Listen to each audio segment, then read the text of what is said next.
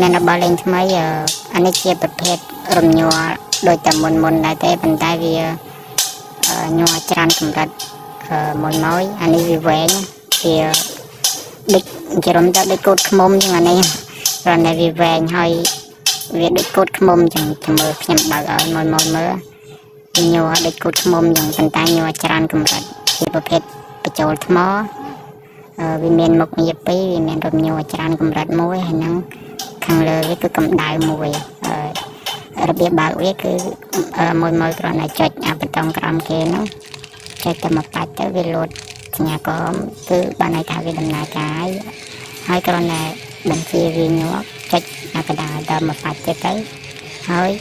បើការញ័រហ្នឹងវាអត់ត្រូវចិត្តមួយទេមួយចុចមកបាច់ចិត្តដើម្បីបដូរវាចុចបដូរ